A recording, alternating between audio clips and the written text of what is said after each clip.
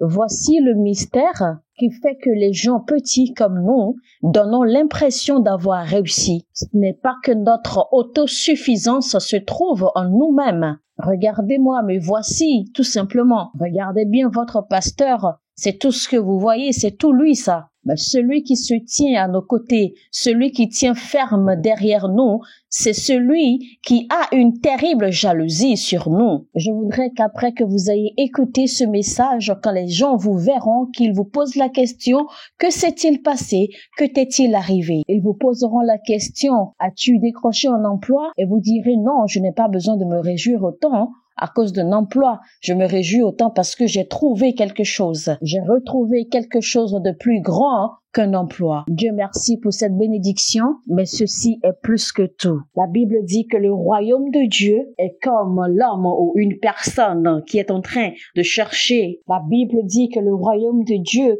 est comme une personne ou un homme à la recherche d'une perle. Et quand il en a trouvé une, il a vendu tout ce qu'il possédait pour acheter tout un terrain rempli de ces perles et il y demeure. Écoutez-moi très bien et croyez-moi quand je vous dis, mesdames et messieurs, qu'il n'y a absolument rien que Dieu ne puisse faire. Il n'y a personne sur la terre que Dieu ne peut élever, que Dieu ne peut bénir, y compris vous-même. La première chose que Dieu a dite à l'homme qui a chuté, il a dit, qui t'a dit? Il lui a posé la question, qui t'a dit? Où as-tu appris ceci? J'ai entendu ta voix, mais je me suis caché parce que je suis nu. Et Dieu lui posa la question, qui te l'a dit? Tout ce en quoi vous croyez aujourd'hui vient de quelque part. La culture possède une voix. Hier possède une voix. Votre passé possède une voix. Le diable possède une voix. Les démons possèdent des voix. Paul l'a dit clairement, il a dit qu'il existe plusieurs voix.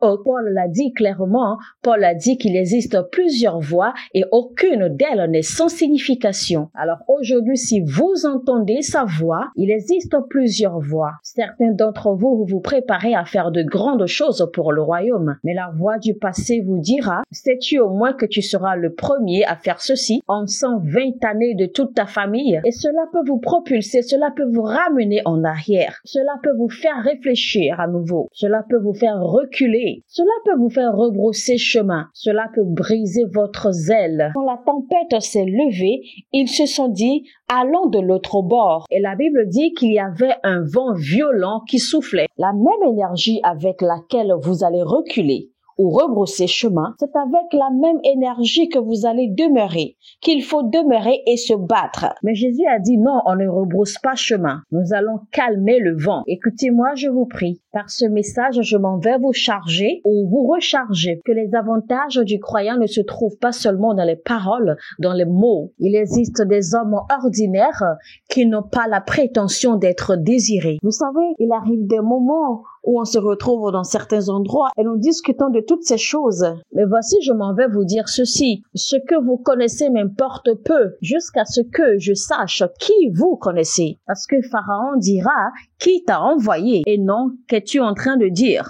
L'intérêt de Pharaon n'était pas en fait dans ce que vous dites. Pharaon, laisse mon peuple aller. Mais il a répondu, qui t'a envoyé? Je veux donc savoir qui t'a envoyé avant d'entendre ce que tu as à dire. Dieu merci pour les informations. Il y a des gens qui peuvent passer leur vie à apprendre, à s'informer, mais ces gens-là ne seront jamais arrivés ou ne seront jamais prêts à entendre ou à venir à un niveau de la vraie vérité. Il est temps que vous fassiez vos comptes avec Dieu et dire, Père, je suis fatigué d'être confiant aujourd'hui. Il est vrai que j'entends le pasteur prêcher et cela m'excite, je saute partout, mais dès que je me retrouve devant une petite difficulté, dès que j'ai un petit défi, je me mets à poser des questions. Et ce sont là les symptômes d'une absence de conviction. Quand vous avez le palu, il y a ces symptômes. Quand vous avez la fièvre typhoïde, il y a également ces symptômes. Et un médecin peut vous observer sans même rien faire avec une précision. Il sera capable de vous dire rapidement le problème.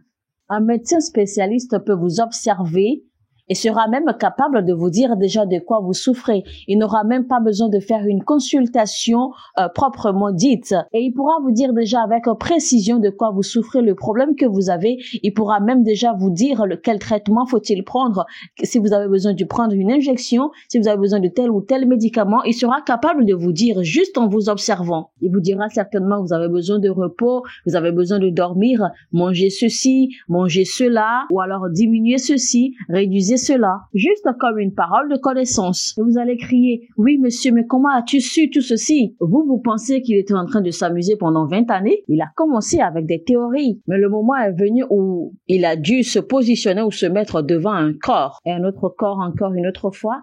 Un autre corps encore à une autre occasion. Et donc avec lui, avec le temps, les corps sont revenus à la vie et cela n'a pas cessé de se répéter. Et donc il a mis vraiment du temps à faire tout cela jusqu'à ce qu'il soit devenu aujourd'hui quelqu'un qui porte sa connaissance. Un Dieu théorique ne pourra pas vous dessiner ou vous montrer le standard qu'il faut pour les jours qui viennent. Dieu merci pour le Dieu de l'apôtre Selman. Dieu merci pour le Dieu de l'apôtre Suleiman. Dieu merci pour le Dieu du prophète Jérémie. Mais ce Dieu doit devenir votre Dieu. Il faut nécessairement que ce même Dieu devienne votre propre Dieu à vous à travers les expériences. Il est écrit, je connais, je sais en qui je crois. Il arrive que vous pouvez regarder, observer votre enfant et vous dites, Seigneur, je me souviens le jour où je t'ai rencontré, le jour où tu m'as visité, tu m'as dit clairement que mon utérus ne produira que des rois et des reines. Et comment se fait-il que mon enfant à 13 ans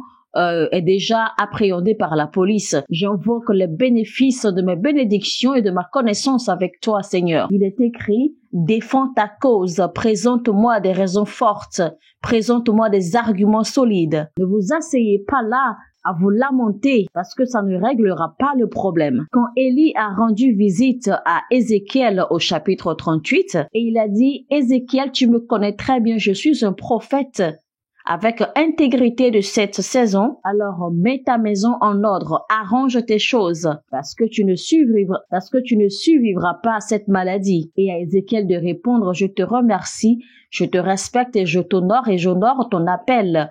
Et tu es vraiment en train de jouer ton rôle de prophète. Maintenant, tu peux partir. Mesdames et messieurs, il y a des moments qui arriveront, vous avez besoin de refermer vos portes, de vous renfermer, de refermer vos portes, même contre des personnes que vous aimez, des personnes que vous appréciez, et être seul avec Dieu. La Bible dit qu'Ézéchiel s'est retourné contre le mur et a dit, Seigneur, souviens-toi, je te connais très bien, Seigneur. Souviens-toi de mon amour pour toi. Souviens-toi de ton alliance avec moi. C'était David qui connaissait très bien, qui connaissait parfaitement et de bout en bout Dieu. Je suis certain que Dieu se posait la question, mais que vais-je faire de ce monsieur? Et donc, chaque fois que Dieu était sur le point, Dieu s'apprêtait à le punir, David se mettait toujours à chanter, à adorer, à louer. David se met d'accord à clamer, à déclarer ses péchés, à déclarer ses offenses. Et donc, après avoir présenté ses péchés, ses iniquités, il dira alors, mais je sais, Seigneur, que tu es un Dieu de miséricorde. Et seuls les vivants peuvent te louer. Et Dieu dit, oui, c'est vrai, tu as raison. Alors il répondra,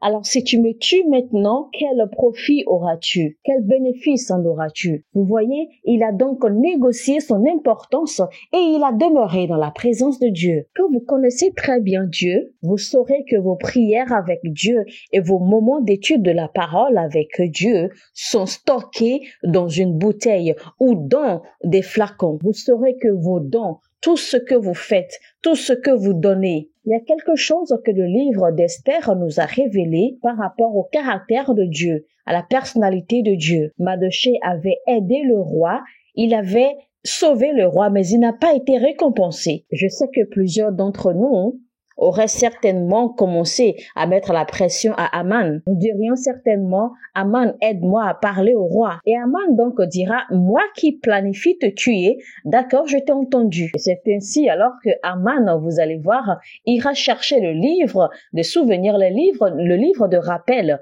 et va le mettre au feu. Mais Mardochée s'est dit non. Je sais très bien que toutefois que tu assistes ou que tu aides quelqu'un et que cette personne t'oublie, je sais et j'ai la confiance que la justice de Dieu ne peut jamais laisser cette personne en paix. Et voilà que la Bible nous fait comprendre que cette nuit-là, le roi Azarus ne pouvait plus dormir. Il leur dit, apportez-moi le livre des chroniques. Ils ouvrirent le livre, c'est alors qu'ils découvrirent la partie où il est noté, écrit que Mardochée avait sauvé la vie du roi, mais il n'a pas été récompensé. Et au roi alors de demander, y a-t-il eu une quelconque récompense qui a été offerte à cet homme? C'est alors qu'on amena Mardochée au roi sous son ordre. Et alors le roi demanda, que peut-on faire à telle personne, quelqu'un qui a fait ceci et qui a fait cela? Donc, pour que vous sachiez que c'était vraiment l'œuvre de Dieu, que c'était vraiment Dieu qui planifiait, que Dieu qui faisait tout, en fait, pour se rappeler, d'accord, de Mardochée. Vous allez voir que le roi, en fait, quand le roi a parlé, quand il a posé la question, il n'a pas mentionné le nom de Mardochée. Donc, c'est pour dire, en fait, que c'est vraiment Dieu qui était à l'œuvre pour le rappel de Mardochée à travers le roi. C'est alors que Aman, pensant que le roi parlait de lui, a suggéré au roi alors une énorme récompense. Une récompense royale. C'est alors que le roi ordonna, assure-toi que ces paroles que tu as dites, qu'aucune ne soit brisée. Fais comme tu as dit exactement à Mardochée. Alors, sous la grâce et sous l'onction de ce message, je prophétise sur la vie de quelqu'un dans le nom de Jésus-Christ qui est le Fils du Dieu vivant, celui qui aide les hommes et celui qui élève les hommes. Aujourd'hui même, Dieu ouvre votre livre de rappel.